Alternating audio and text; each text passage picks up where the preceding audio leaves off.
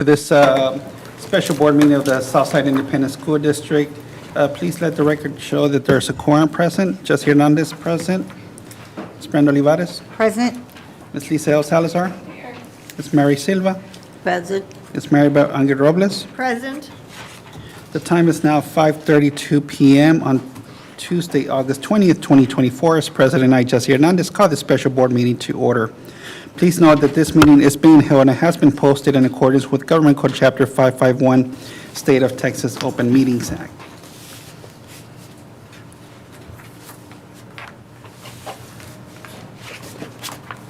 At this time, we'll move over to our presentation on public hearing to introduce the proposed tax rate and proposed budget. Superintendent Ramirez. Good evening, Board of Trustees, staff, and community. It's 5:32, and we'll open the public hearing for the proposed tax rate and budget for 2024-2025. And we have Mr. Carales with a presentation. Good evening, Mr. Carales. Welcome.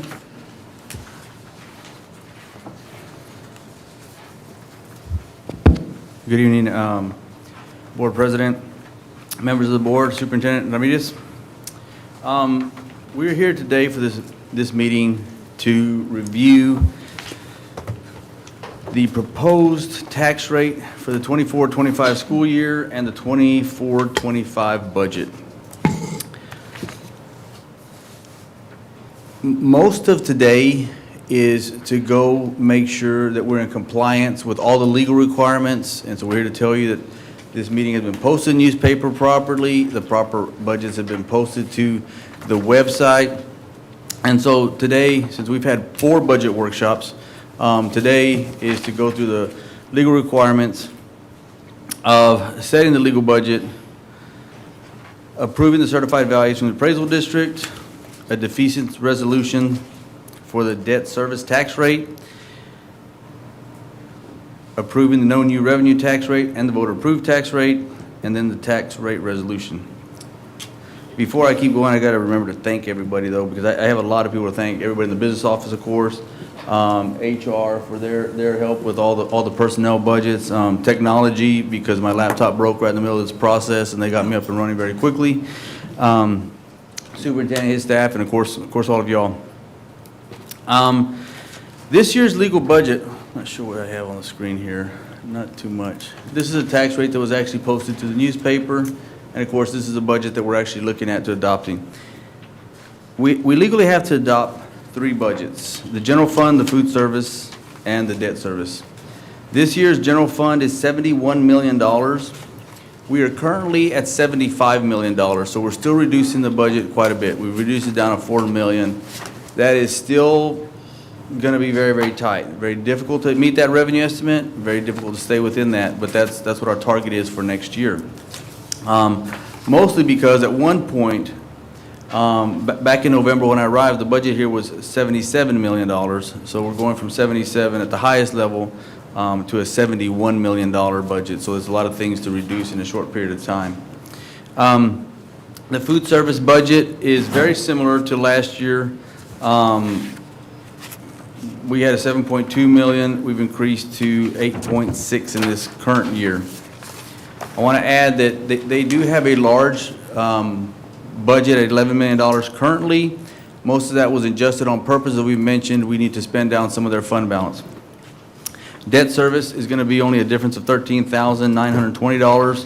We'll bring you a debt service budget of $6.6 million, and that is to pay the debt that the district currently has.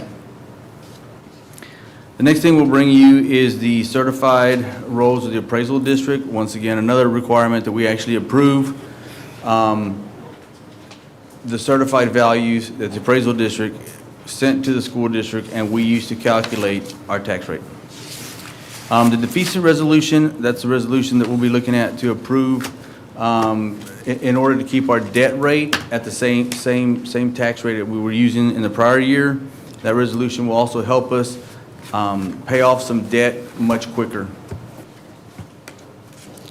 Going through the tax rate, there's not a big change.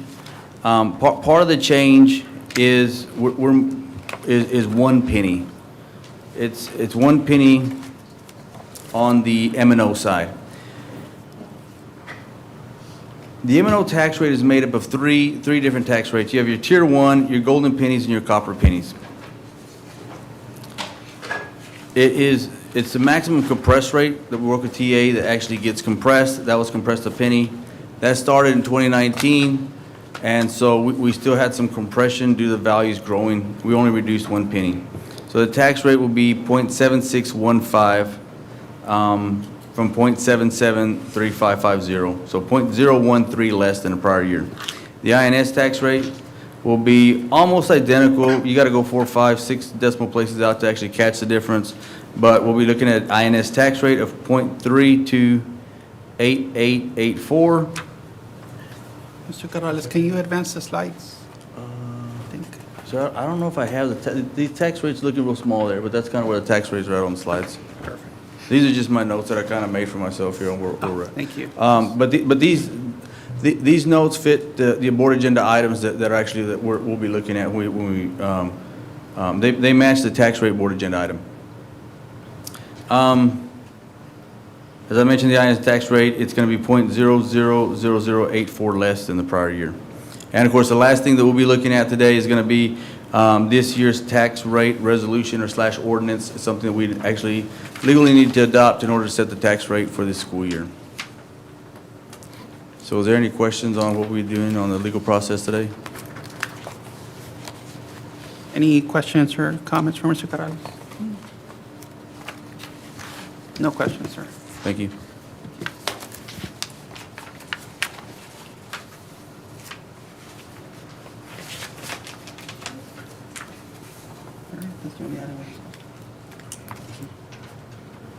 Any questions? Anybody? No. None? Okay.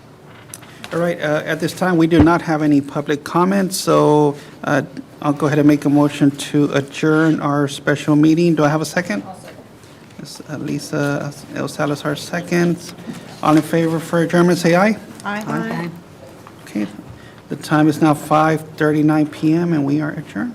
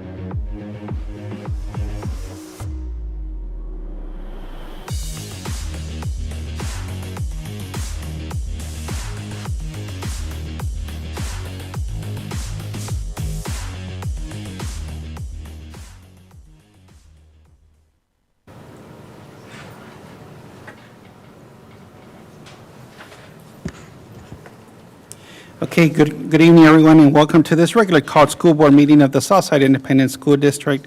Please let the record show that there is a quorum present. Jesse Hernandez present. Ms. Brenda Olivares. Present. Ms. Lisa El Salazar. Here. Ms. Mary Silva. Here. Ms. Maribel Angel Robles. Here. The time is now 6 p.m. on Tuesday, August 20th, 2024. As President I, Jesse Hernandez, call this regular meeting of the Southside Independent School District Board of Trustees to order. At this time, I'd like to welcome Ms. Lisa El Salazar to welcome our visitors and guests. Good evening. I would like to welcome everyone for joining us this evening, in person and via internet. As everyone knows, we started a new school year last week, and as a board, we would like to wish all of our students, staff, and administration a great year full of success and opportunities. Thank you, Ms. Salazar. Please note that this meeting is being held and has been posted in accordance with Government Code Chapter 551, State of Texas Open Meetings Act. If during the course of this meeting, the board should determine that a closed or executive meeting or session of the local board is required, then such closed or executive meeting or session can be held as authorized by the Texas Open Meetings Act, Texas Government Code 551. At this time, if we can please stand for our Pledge of Allegiance.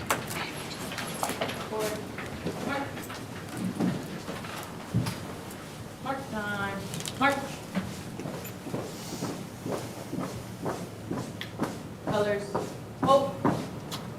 Present. Arms. Pledge allegiance to the flag Of the United States of America and to the republic for which it stands, one nation, under God, indivisible, with liberty and justice for all. Order. Arms. Mark time. March. Forward. March.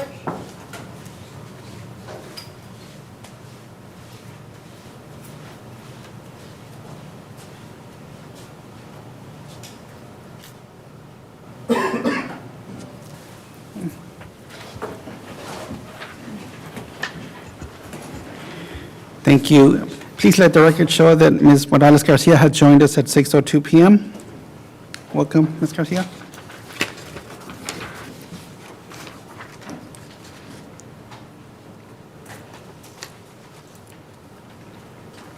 It's time, we'll move on to our consent agenda. Do I have a motion for consent agenda items A through L?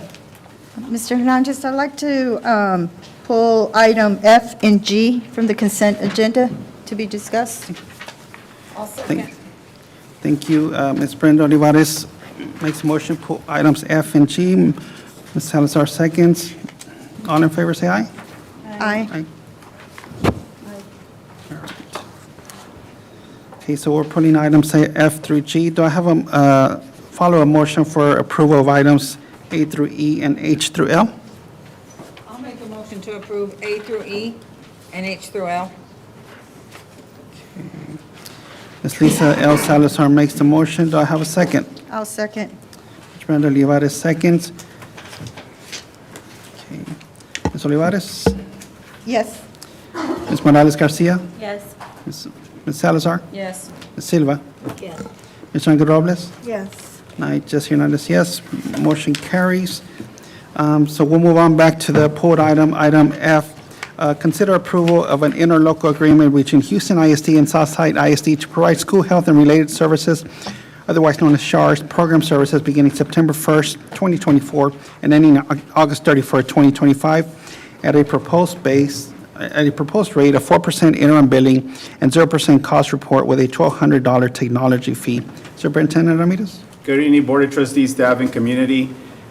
We are proposing to transition from MSB to Houston ISD to take care of the SHARS process of billing. And we have Mr. Carales and Mr. Garza with the presentation. Okay. Welcome, gentlemen.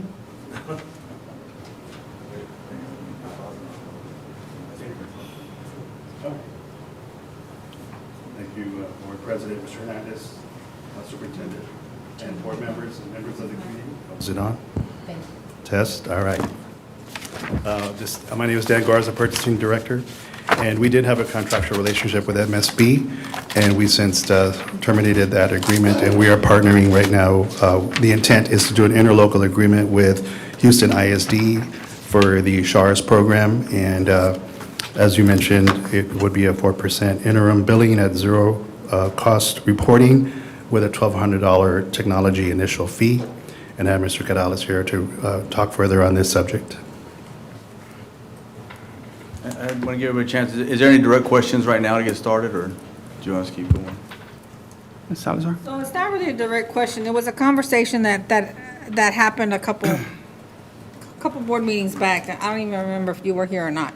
But the conversation is why are we sending our SHARs out to be done and not to actually do them within house?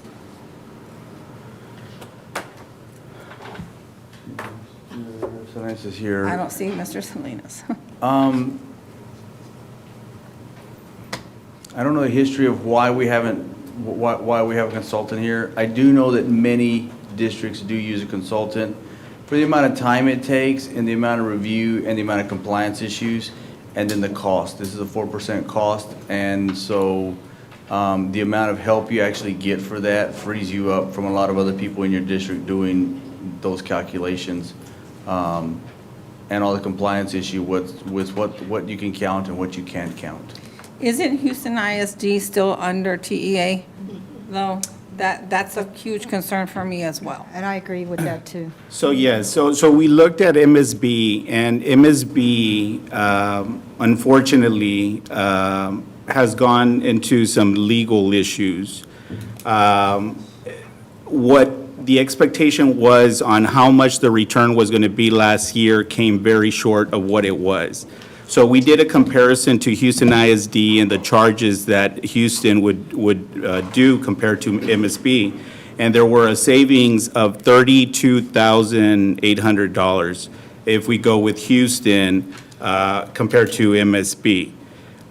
So because of that, in trying to find any ways to save the district money in all different aspects in all the operations of the district, it was brought to my attention that if we were to go with Houston ISD, which we were prior to MSB, again, the return from MSB came short to what we would receive with Houston ISD. Now, the cost of Houston ISD is less than MSB. The 4% compared to, what is it? 5.5. 5.5%. And then also some fees that they charge where Houston was only going to do a flat fee of, is it $1,200? $1,200. $1,200, where MSB was going to do a fee of, is it? Okay, so the breakdown on the fees is there's an annual administrative fee with MSB for $20,000. Houston does not have the $20,000 fee. There's a workshop training fee built into MSB for $5,000. Houston doesn't have that fee. Then there's an annual technology infrastructure fee where Houston charges $1,200 and MSB charges $0. So you got $25,000 to $1,200 on the fixed cost for the programs. Along with a higher percentage of 5.5 and 4% on how much money they collect. And why would it not be possible for us to do that in-house with training from Region 20? So we could, and just to what Mr. Carales said, that it would take quite a bit of time for them to do that, as opposed to concentrating on the students and their workload. So my take was that I'd rather them spend their time in assisting the children instead of doing the documentation for the billing. And we just figured that by using the services, either MSB or Houston, that we would get the return, we would get some money back, but without taking the time from our staff, and they would concentrate in working with our students. But Ms. Silva? We have done this all along. Yes. Who was handling it when, I don't know, 10 years ago? Us? I'm not sure, 10 years since I've been here for the 4 years. It was 3 years with Houston ISD, 2 years with Houston ISD, and this last year with MSB. I know that the nurses used to document every service they met for our special students. And it came somewhere. It had to come here to the main office, I guess, business, I don't know. But evidently somebody was handling. Yes, and we still have to document to provide that to either Houston or MSB. That is still being done. But since I've been here, and I don't know if the district ever did it on its own, but since I've been here, it's been through the third party, either Houston or in this last year, MSB. Salazar, you got a follow-up?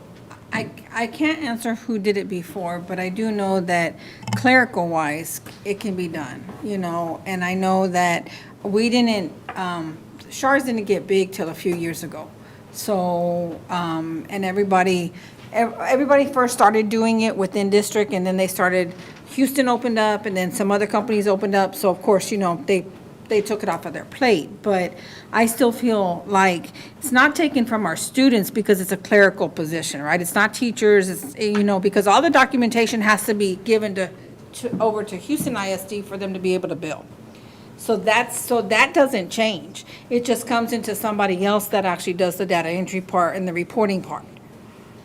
Yes, well, I mean, the teachers need to document, and they're the ones that are putting it in the platform for MSB or Houston to evaluate. Now, compliance has become a big issue where it's become a legal issue, stating that some districts are overcharging or submitting expenses that are not allowable expenses.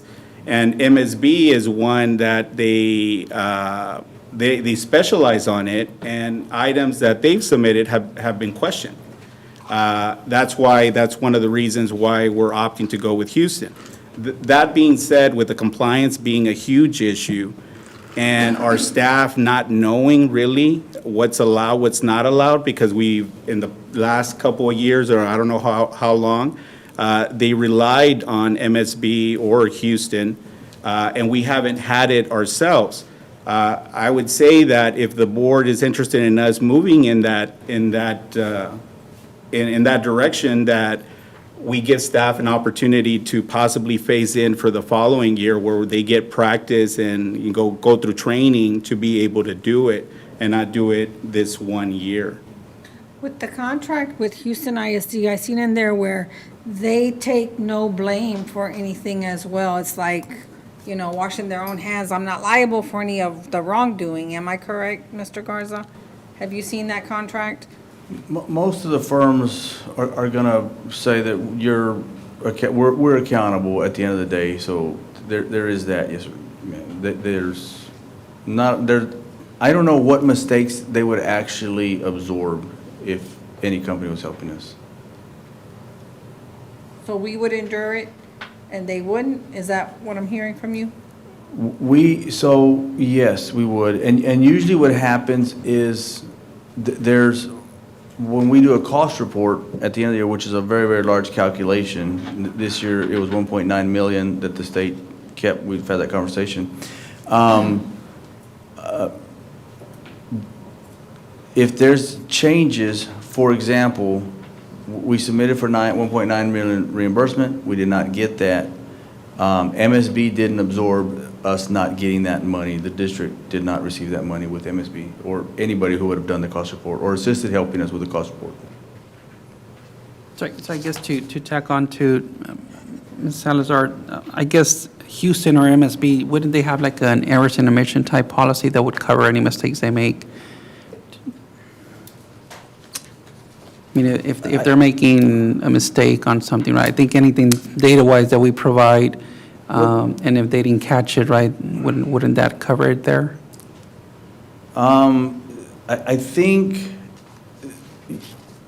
okay, so I don't know how difficult that question is, but the adjustments that were made, for example, depending on who you asked, they were, everybody thought they were complying with the rules and the way they were written, and there's an understanding that Health and Human Services changed how all of this was calculated after we had already submitted for reimbursement. That's why we've actually have our attorneys actually helping, assisting with the former appeal on how things were done. So MSB would say that they were doing everything that was their understanding and compliant with the law at the time. And so we actually agreed with them, but once again, the district is the one that doesn't receive the money. Okay. Ms. Olivas, you had a question? Are there other companies beside Houston and MSC? I mean, how did y'all go about finding Houston? Or not finding, but selecting them? Did you go through a selection So process? Houston, MSB, and TASB are probably the three main players in here. I think there's some other people in there, but those are probably the three big ones. And Houston happened to be somebody that the district had used historically. I don't know how long, if it had only been the 3 years that Mr. Ramirez was here, but my understanding was Houston had been somebody that were here and somebody that we're comfortable with. So we had been using Houston in the past. I mean, my concern is the same thing as what Ms. Salazar said, is Houston, with their issues going on. It's a big concern. Ms. Morales Garcia? Okay, so could we look at the other school districts and who we're using, or do we have to? This is supposed to start September 1st. I don't know if it can start after September 1st. Now, just know that the issue with Houston was a high school that had gone multiple years of not meeting the accountability measures. They had an 88 district rating, and because of that high school, of course, the state took over, and there was a lot of controversy there on whether the state, why they went there. But as far as their operations and the billing or here and them doing the work, I don't think they've gone into any issue where we've heard that legal is looking at Houston for that purpose. MSB is something different where we've heard rumors of that happening. So we're open to whatever the board would like for us to do. It's just that because of the compliance issue where we even have attorneys arguing whether something's allowable or not, to put that responsibility on somebody to do that clerical work would be a little bit more than just clerical work. We would have to get legal involved and make sure that everything is done correctly. So what is the 4%, what does that equate to in dollars?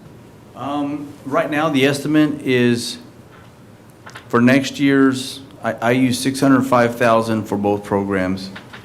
So if Houston or MSB brings us $832,061, it would be $24,233 at Houston or $33,320 additional dollars at MSB.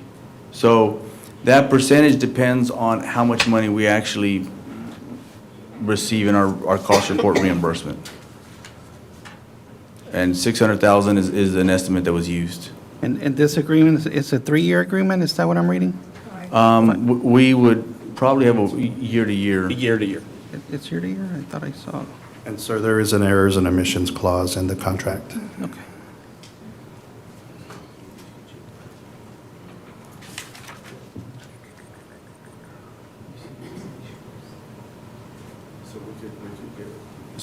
Yes, sir. Mr. Ramirez, Dr. Salinas is here, and he's been here for many years, so I don't know if he could share whether the district ever operated on its own. Yeah, Dr. Salinas, the question that came up was, I guess we go back as far as 4 years. What were we doing 5 years ago? We were if you using recall? Houston. Houston? Yes, last And recall, Houston. we were using How far back? Since I came into position of coordinator, 2020 is when I came in. And before that, do you know what was being used? I don't know what we're using before that. I want to say Houston before that, but I don't know how many years before that. Okay. I think at one time we were using TASB as well, but I just don't know the timeline. Did we ever do it in-house? Mr. Ramirez?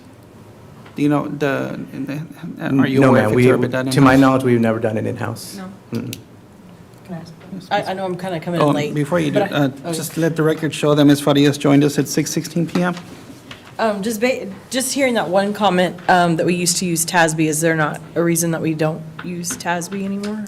Not to my knowledge. When I came in, that was the program that we had was Houston, and we just kind of continued along with that until the switch was made to MSB.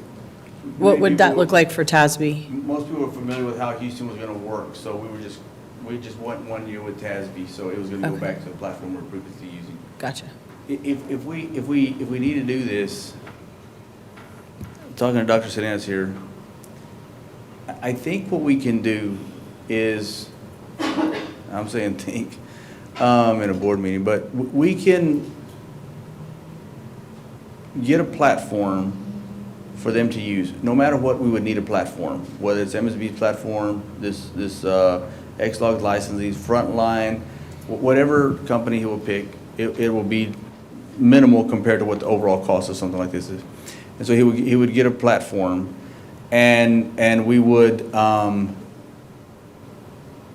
we can figure out either bringing somebody else in, or if we can do it on our own, and we can start the process and start the year without the assistance. We could start the year without the assistance, I think.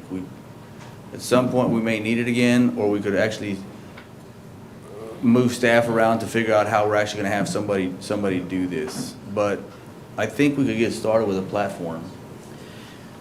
What we need to get started is a platform, and that platform entails document all of our services that we do in special education.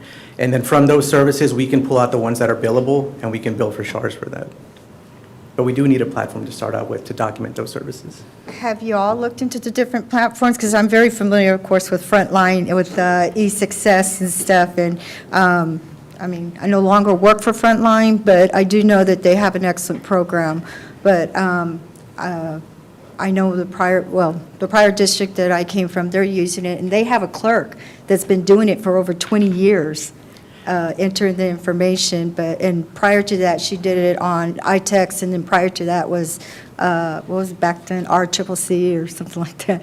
But have y'all looked into that? Yes, we've explored many platforms from Sped Tracker to, we did use Frontline for about 3 years before we switched to MSB.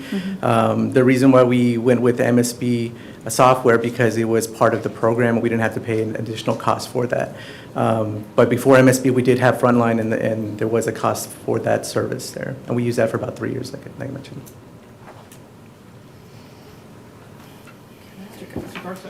Can you point me in where the term of the contract is on the contract? On the contract On what term. page? I'm sorry, I'm just trying to read. Page 4?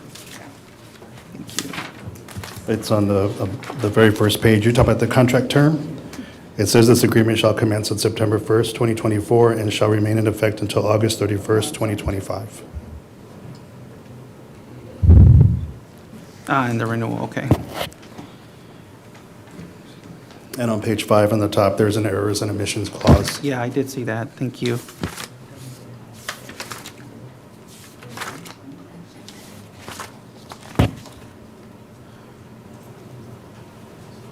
So if I may. Yes, sir. So, I mean, Dr. Salinas is the expert, and I know I was asked the question, why not? So if he says that we can do it, and it wouldn't take away from our kids, is that correct? Yes, that's correct. Yes. And then if the board wants us to give it a try, we can try it, and try to match what we were able to get this past year, as just to do a comparison on whether we're on the right track or not, if that's the board, if the board wants us to go that route. I'll just make the comment. I don't think that any of us are here to just drop the ball on anybody, right? But I think it is a discussion that we need to have, because we need to bring everything back in-house, because then we have control of it, right? So then we can answer for our own. So if we're gonna do for our own, then we should own it. So, and that's just me talking. I have other colleagues that can voice their own concern. But with the way things are evolving, I just would rather us own it and take control of it. If you feel like we need to use this for 1 year until you prepare for that, I'm going to support you, right? But if you're telling us that, you know what, let's pilot it and see what happens, and maybe 2 months from now, because you'll know You'll know whether you're going to be a success or not, right? And then you come back to us and say, you know what, we're going to have to go this way because we're not prepared, or we're not able, or whatever the case. So, I mean, Well, we're here to give it a shot. Whatever you guys want. I appreciate you saying that, and I know it's an intense amount of pressure having, a large number of people looking at you and saying, do this, right? And speaking for myself, I'm one voice, and that's not my intent. We want to get it right.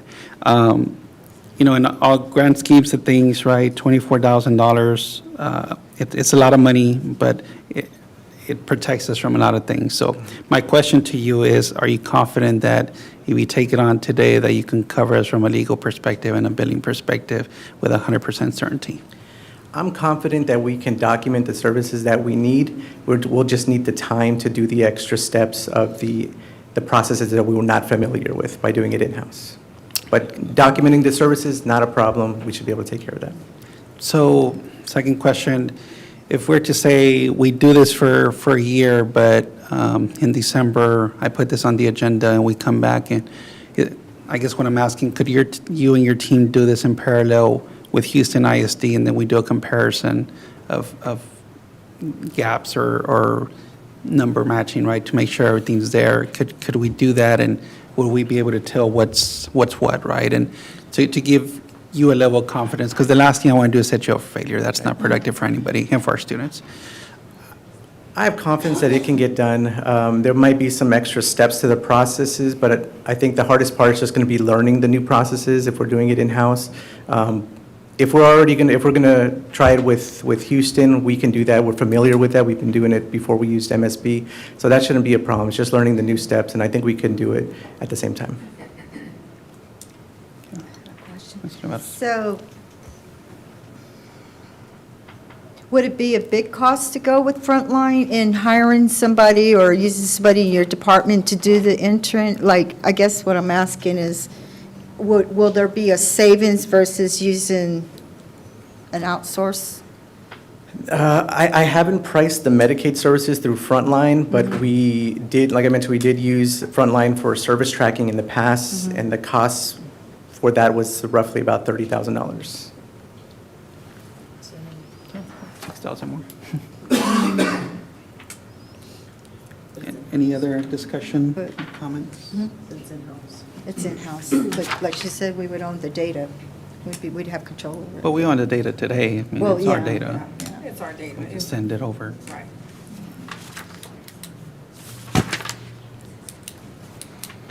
Any additional thoughts, comments?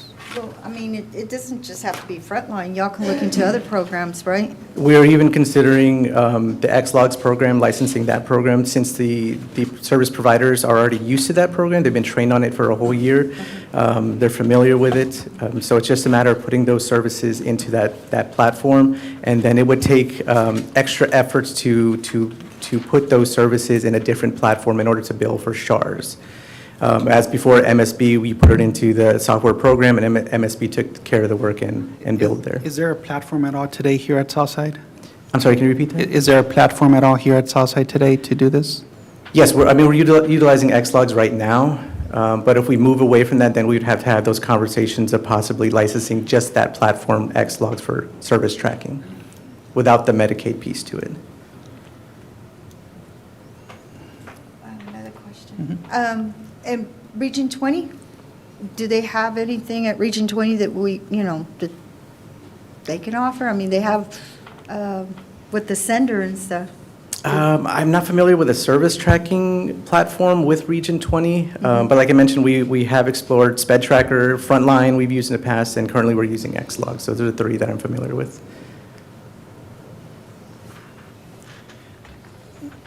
Any other comments? We're already in school. I mean, things are already happening. And to throw this curveball at them with the expectation of them pulling it back without a plan, right? That's not fair to our staff. But at the same time, this conversation has started, so I think it needs to continue. And then, Ms. Ramirez, you and your staff decide how, or if it's even feasible to bring it back, and the reasons why that we should bring it back and the reason why we shouldn't. So I think, we do have a 60-day out, right, on this contract. So I think what I'd like to propose, if my colleagues would indulge me on this, is we go ahead and proceed with the approval, and then we bring this back in December and have a plan in place. And during that time, for you to take a good look at everything and determine if it's something that you're comfortable. I feel like we put you on the spot today, which we did, so my apologies for that. But like that, you have 4 months to do a thorough review with your team and determine whether this is something. And again, we want to bring it back, but it also has to make sense. And if the answer is no, I respect that. We just need to understand, right? Because we're not in your shoes and we don't do this day to day. Not going to pretend to know what you do. So please take the time to review it thoroughly and from a systems perspective, from a data perspective, and then from a people side as well, right? And what impacts it's going to have across the board. And then the learning curve, right? Right. Implementing new software, it's a huge learning curve, right? I do this all the time, and I always say 6 weeks ends up being 6 months. Okay. And that gets more expensive with time, right? So if you're open to that, we'll do that. Will do. Thank you. All right.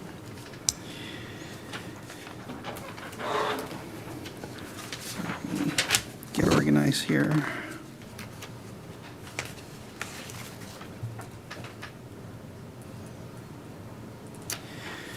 Okay, at this time, I'll go ahead and make the motion for approval of interlocal agreement between Houston ISD and Southside ISD to provide school health and related services, SHARS, program services, beginning September 1st, 2024, and ending August 31st, 2025, at a proposed rate of 4% interim billing and 0% cost report with a $1,200 technology fee. So I'll go ahead and make the motion. Do I have a second? I'll second. Ms. Lisa El Salazar seconds. Ms. Farias? Yes. Ms. Olivares? Yes. Ms. Morales Garcia? Yes. Ms. Salazar? Yes. Ms. Silva? Yeah. Yes, I'm sorry. Yes, thank you. Ms. Rangel Robles? Yes. Okay, I just unanimous, yes, motion carries. Thank you. And then moving on to our next item, consider approval of an interlocal agreement between Houston ISD and Southside ISD to provide Medicaid Administrative Claiming MAC program services beginning September 1st and ending August 31st. Superintendent? So it would be the same, sir. Yep. No additional discussion? No? Okay. All right, so I'll go ahead and make the motion for approval of the interlocal agreement between Houston ISD and Southside ISD to provide the Medicaid Administrative Claiming Program services beginning September 1st and ending August 31st. Do I have a second? I'll second. Okay, Ms. Lisa Salazar seconds. Ms. Farias? Yes. Ms. Olivares? Yes. Ms. Morales Garcia? Yes. Ms. Salazar? Yes. Ms. Silva? Yes. Ms. Rangel Robles? Yes. I just unanimous, yes. Thank you, gentlemen. Appreciate it. Thank you.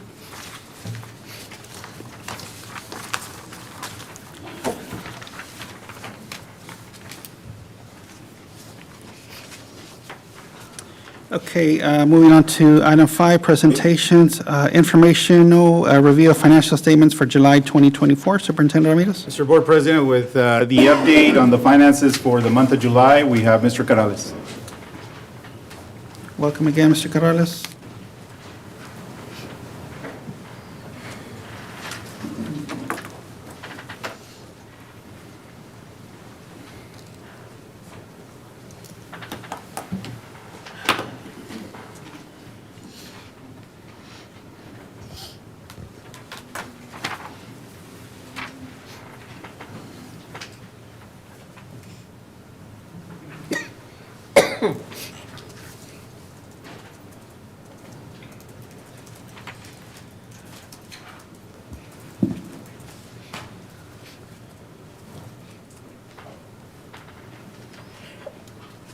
Okay, I have my spot here.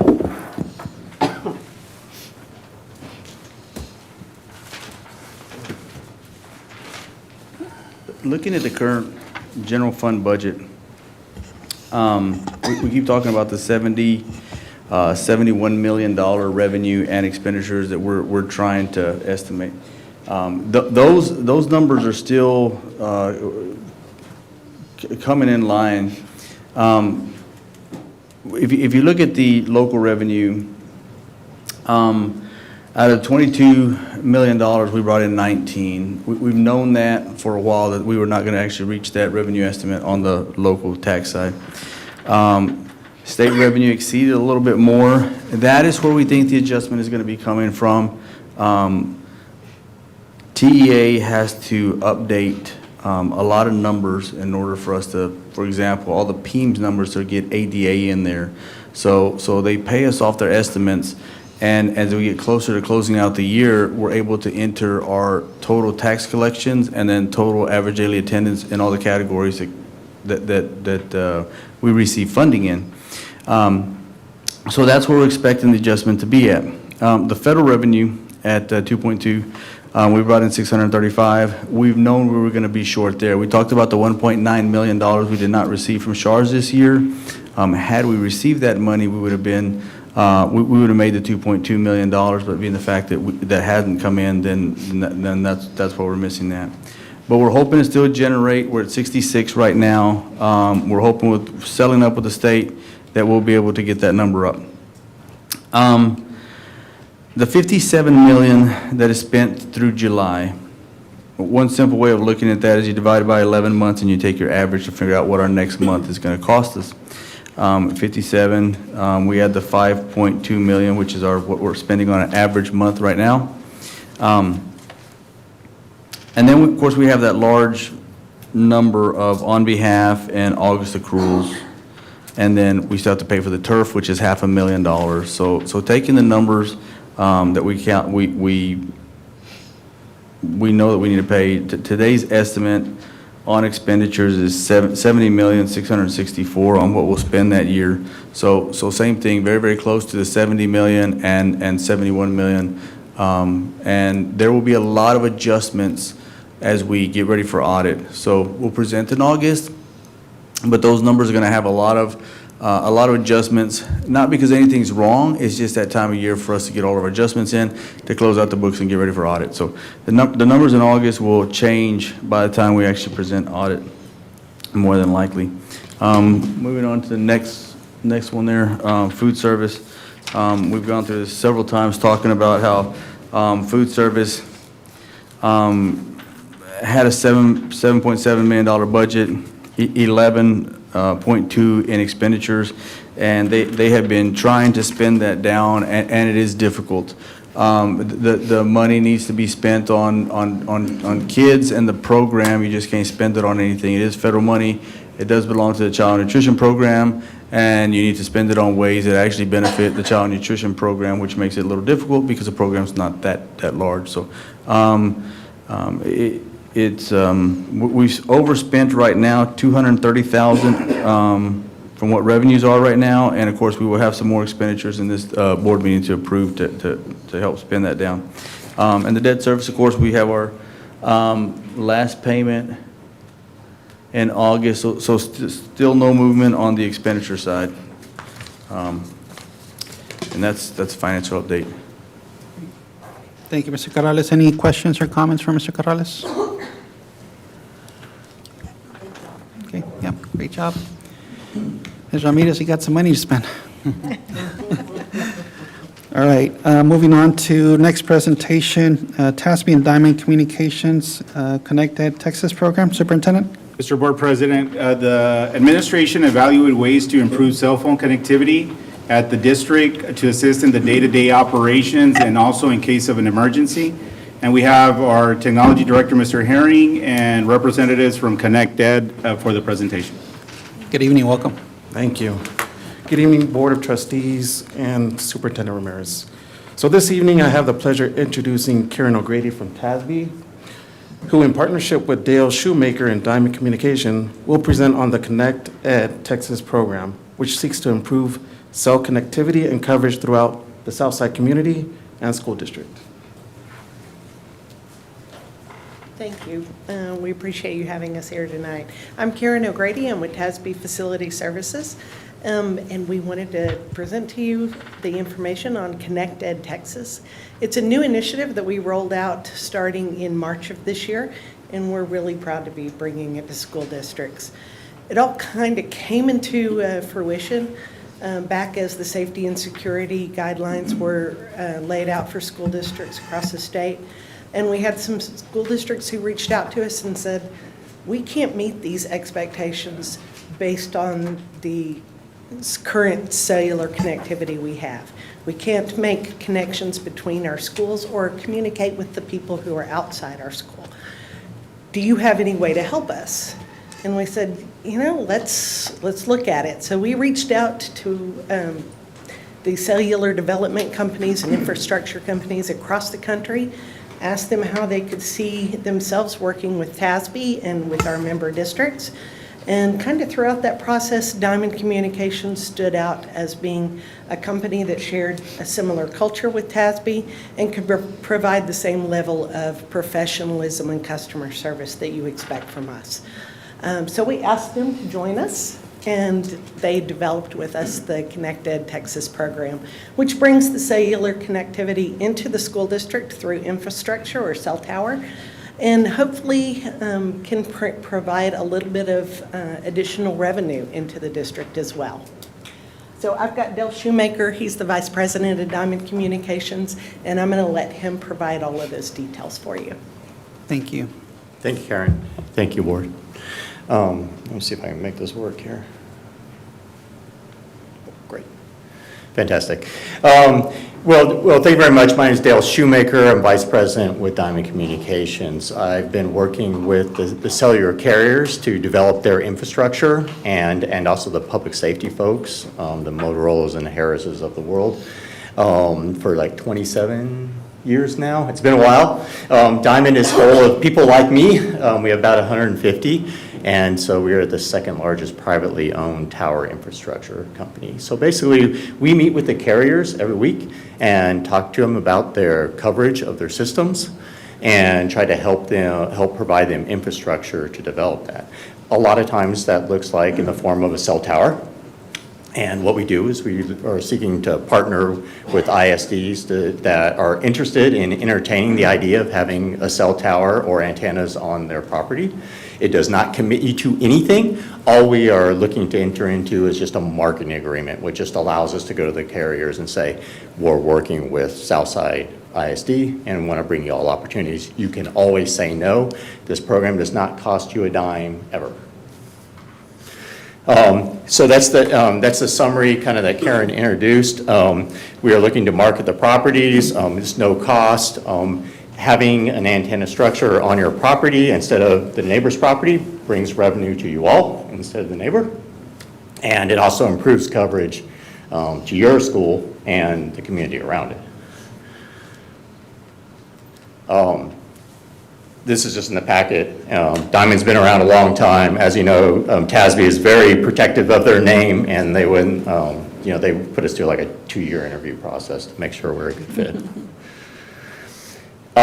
This is about coverage. This information has been provided to you. We're always happy as part of this agreement to provide this type of service and analysis for free, but we've looked at each of your schools and analyzed the coverage. The next slide here is a little bit easier to see. This is for T-Mobile, and the blue dots are your schools. And basically red and orange are unreliable coverage, and green and yellow is reliable. So it'd be like 1, 2, no bars is red and orange kind of thing. And then where you really want to be is neg 80 or below, like in the 70s, neg 80. It works kind of backwards with decibels. But anyways, the color map works easy. This is Verizon. So Verizon looks a little greener in your area. And this is AT&T.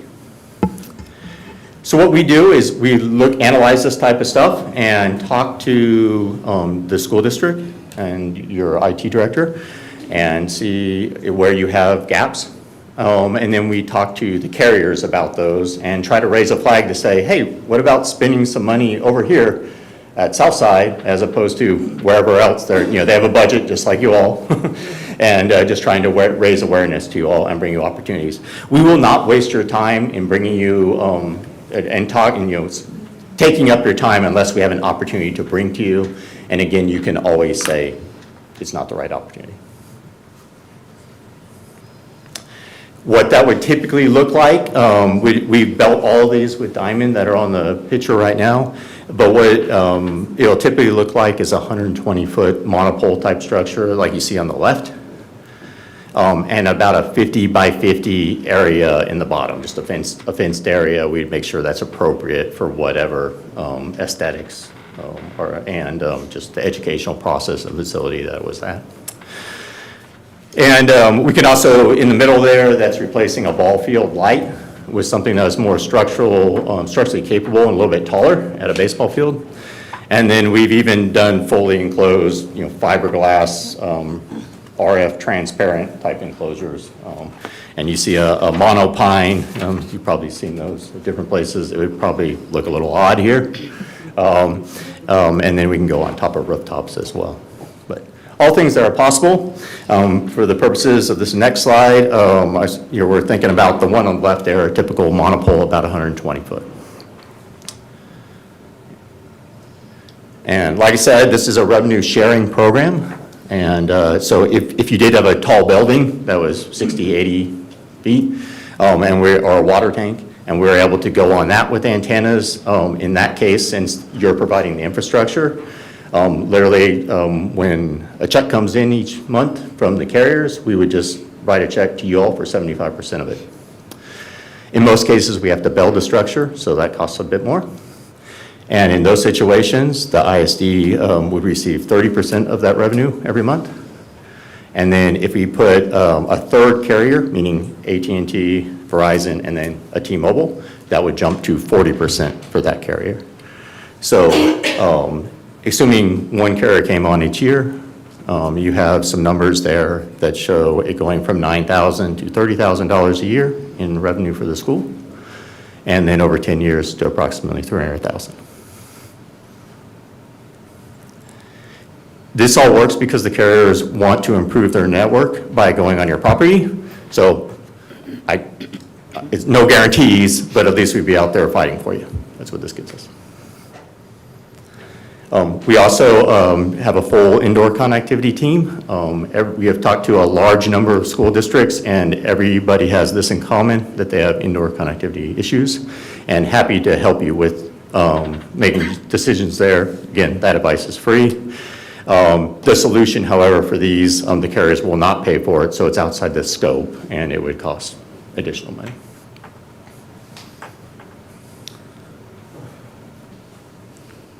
This is the last slide.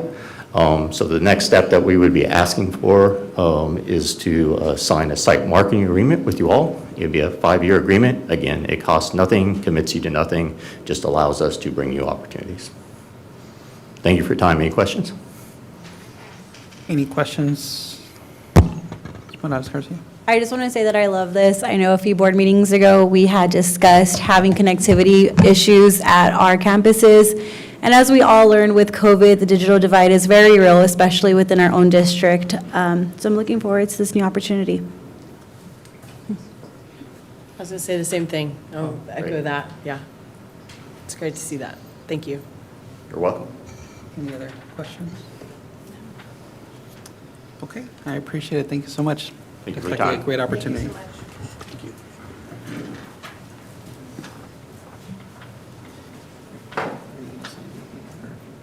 Just to, from the vibe from the board, it seems that the board is interested, so move forward. Yes. Now, we do have 2 other that are also doing proposals, so I don't know if you want us to evaluate the other proposals before we make a decision, Are they TASB approved? or we just move forward, however the board wants. She said, are they TASB approved? What's that? Are they TASB? No, they're working with TASB, but the other vendors, they're doing it separate. What is the negative part of it? What do we risk? So Because we're in it for 5 years. What's going to happen in those 5 years? I think we have a question. Where did they go? yeah, I think, so I saw this at SLI. I think it's the same, they're presenting SLI, and that question was asked. And there really wasn't a negative, right? Because it's an income generator. I think the maintenance is covered by the Yes. self-providers. So there really wasn't one, right? So, and it increased the connectivity for the community as well as the outside for the ISD. And so after 5 years, if we decide it's not beneficial to us, we have these towers there on our properties, and then what happens? Who's So- responsible for that? So the question is that whether, if a structure is built, how can the district get out of that agreement? And the 5 years, what it covers is that they try to go get cell phone carriers to come and partner up with them to provide the service here in this area, and they would build the structure. At the time that, let's say, 20 years from now or 15 years from now, that for whatever reason, the district says, I'm no longer interested in that tower, I think it's an eyesore, we need to get rid of it, then that's where we need to bring legal, and there's a way out, but it does take time. Reason being is that once the carrier makes that investment, they don't want to, just because you don't want to anymore, we're already providing the service to a good number of community members and here at the district. But there is a way out, but it's a lengthy process and legal's involved. So is it an every 5-year renewal? If it works out and the board is interested in renewing that agreement, then yes, it would be every 5 years. And And so- now, I'm sorry. We would also have, as part of their next steps, right, this is just the initial step, so we'll have an opportunity to review all those specifics and get clarity, and maybe even work with Mr. Garza and legal, right, to add some clause that we would want. So I think that's a great valid point, right, because who knows what comes down. And if I may, legal has already reviewed it, and they are doing some kind of termination clause. So in the event that at one point the district is no longer interested, we'd be able to get out. Great call out. Any other questions? And if I may add, it's just not just for the school district, it's for the surrounding The area. community, So it correct. helps out the community as well. And it would just be to solicit, to see who's interested, and then come back and say, this is what they offer, correct? Yes. And the only other part I'll add is from the Safety and Security Committee's connectivity inside the building has been an issue. So I think whether it's through them or through somebody else, we still need to look at connectivity inside the buildings as well, particularly for the emergency situations, right, to be able to call out for assistance. All right, thank you. Go ahead. On that note, with the connectivity inside the buildings, doesn't the grant that the police department was able to get, doesn't that cover some of that cost?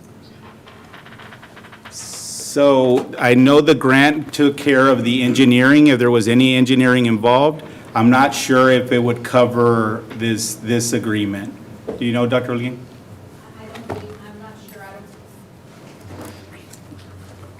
And maybe not this agreement, but like working with them to get the connectivity within the buildings, like in the spots that we don't have. Yes, the engineering that we had proposed, that would be taken care of by the grant. Okay, that's what was my Yes, the question. engineering would. I haven't been privy to this agreement, but anything that is going to enhance connectivity for public, for our first responders, is what's covered by the grant, which is why the engineering in a previous board meeting was covered. Great, thank you, appreciate it. Okay, moving on to LED lighting donation proposal, Superintendent? Mr. Board President, Texas Universal Lighting proposed doing LED replacement at no cost for the district. While the district has done some replacement of LED lighting, there is still around 60% of old lighting that needs to be converted to LED. We have Mr. Arizmendiz from Texas Universal Lighting with the presentation. Pleasure to be here. Good evening, welcome. So we're Texas Universal Lighting, and what we are, these are some of the things I'm going to talk about real quick. Who we are, about the donation, the problem with some of the existing lighting that's still around, mainly like the fluorescents, and then the solution. and then I'll talk about the phases. It's really pretty simple. I mean, a little bit about us. We are a retrofitting LED lighting company. Our main goal is to save on energy, reduce energy emissions, save y'all cost and money. And we do a lot, mainly working with schools and nonprofits in South Texas, but particularly here in San Antonio. And this is actually the first school district from San Antonio, other than the Archdiocese. We already converted a lot of the schools in the Archdiocese, St. Paul's, St. Luke's, Holy Name, Providence High School. So those have been converted already. I myself was the business and director of operations at St. Paul's Parish. So, you know, when they first came to me, they changed the lights for the school, the daycare we had, the community center, and the church. And I was like, you know, so I had some questions, but I got them answered, and it was, to my surprise, it was a very easy process. It didn't cost me a dime. And I saved on my energy bill every month, so it was a win-win. And I got a lot of kudos from the congregation for lighting up the area, and but it was so really worked out. Southside ISD was they told me, okay, go find a school district to make a donation, and this one was near and dear to me, particularly because I just moved to the community not too long ago, right down the street at Mission Del Lago, and you know, everybody really took me in. I was like, wow, this is a great community. And then my wife also works at one of the schools too, so it's you know, it's close to me. So let me go on to a little bit about our services. We have great services. Even though we are donating, we donate with service. So one of the things that we do is, you know, because we're used to working with schools, we will communicate with the facility managers, and we will schedule our electricians to work on any schedule that is convenient for y'all for each facility. So we will get with them, and then we'll get the best hours that is most convenient for you. Our electricians can work in the evenings, the mornings, weekends, whatever works best for you. We'll communicate with you, make the schedule for them, and they can come in. We also are, we'll speak to them about any safety regulations and anything that works best with the administration and the staff.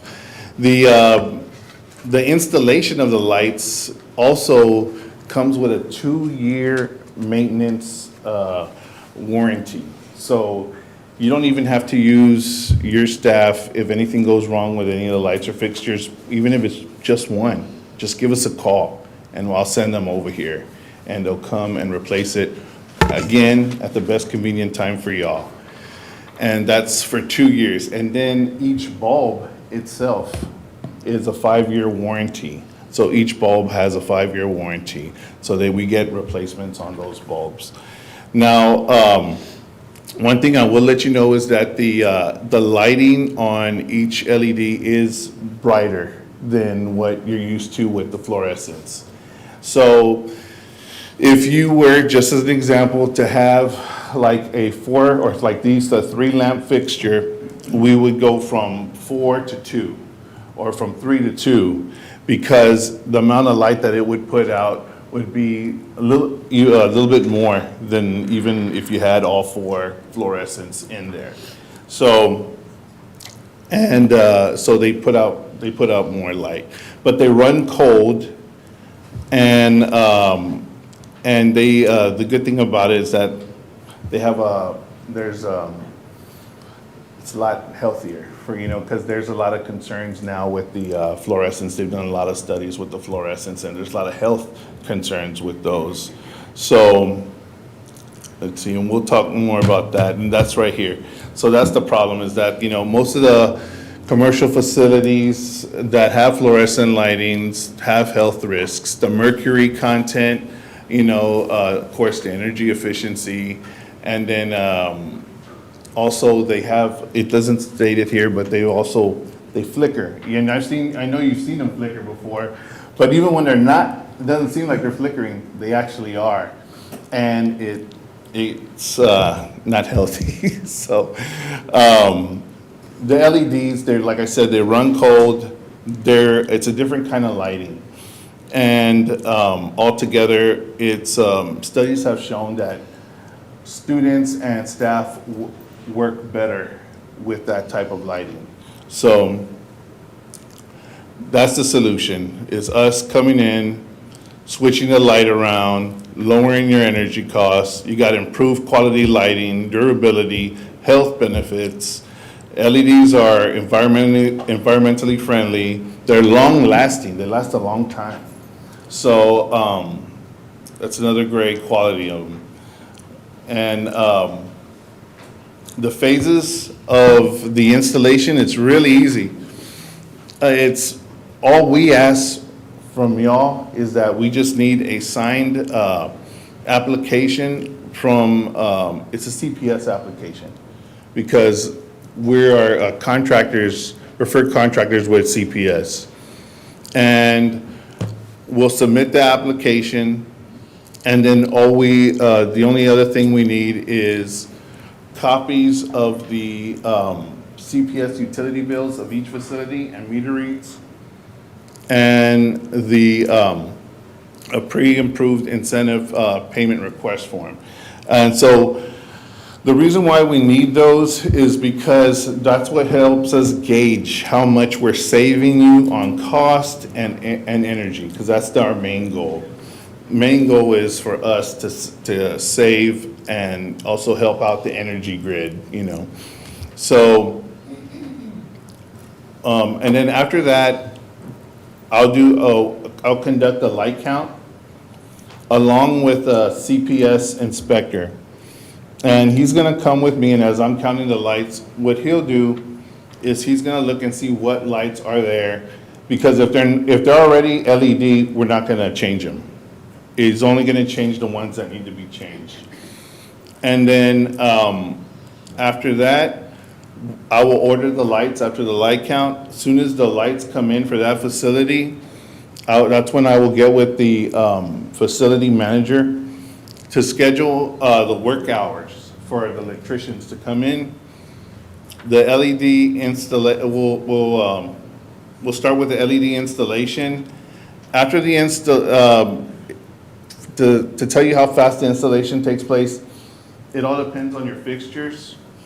So if they are older fixtures and they need to be direct wired, each electrician can do about 8 fixtures per hour. If they are compatible with our pop and play lights, which have the fixtures already built in, then the process can be much faster.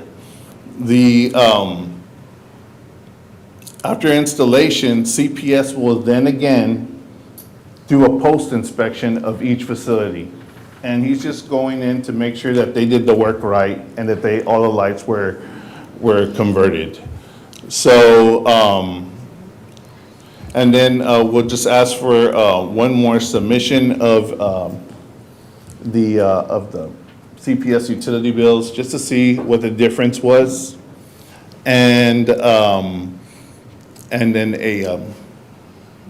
a service review letter, because even though it's a donation, we pride ourselves in service and the donation. The way the donation works, just to let you know, is that because we get for the reason for the incentive form is we get the incentives eventually from government, right? So because that's their main focus, is we want San Antonio to be all in with this green environment, especially for our schools and nonprofits. And so, but we put up the money up front. So where we come in is we put up the money up front for the, our electricians and for the light order. And then, of course, later on, then the CPS will, then after the installation's done, reimburse us. So, that, if there's, that's, let's see. So San Antonio, it shows that we actually, we already have 55%, you know, in LEDs, but there's still 45% that are, that's using fluorescents. So we still have a lot of work to do, but we are one of the, you know, fastest cities in Texas that is converting over. And so that shows a lot of progress here. And there's my contact information. I leave my cell phone and email to anybody to reach out if they have any questions or need anything, and you can call me at any time. So, like I said, I'm just literally down the street. So, is there any questions that I can answer for y'all? Thank you for that. Any questions so far? I do have a few questions, if you Yes, don't mind. please. I guess from a lighting perspective, or maybe it's from Mr. Morel, do we know how many more or less lights are in the district that are incandescent, that are going to be replaced? So every district has been, is different. It all depends on if they've already done it themselves. I spoke to, like for instance, I spoke to Edgewood Independent District before, but they had already replaced them. And I mean, he was like, man, I wish you would have told me before. We already spent the money and replaced them, and they spent a lot.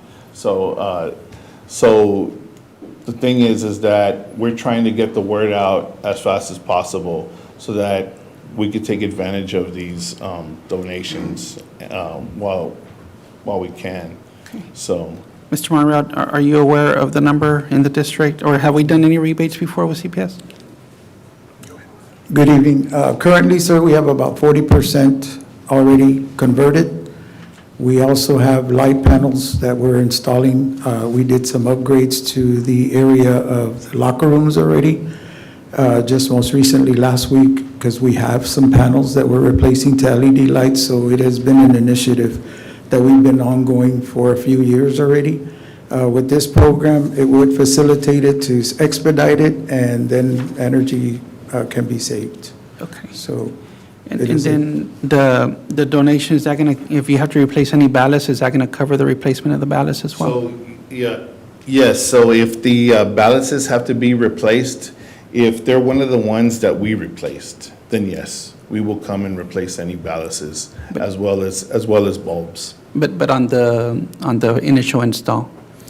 If they were not installed by us, because basically what we do is they're looking to see each bulb has a code on there. So they're going to replace the ones that we bring. So if they were not with us, because it's kind of like a liability thing, if we replace a bulb that we didn't put in. No, but like when you start the install? Oh, yes. So when we start the install, everything that we install from the initial installation is replaceable.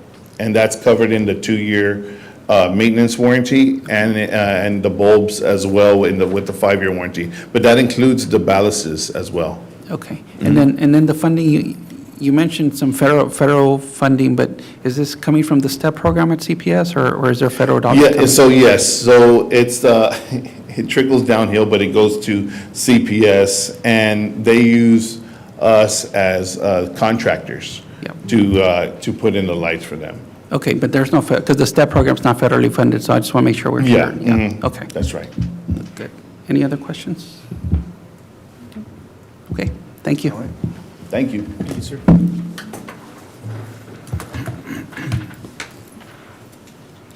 Okay, moving on to Southside High School Field Turf Superintendent. Mr. Board President, the turf replacement has been completed. We have Coach Locke with the presentation. But before we get Coach Locke, we have a video depicting the different phases of the turf completion.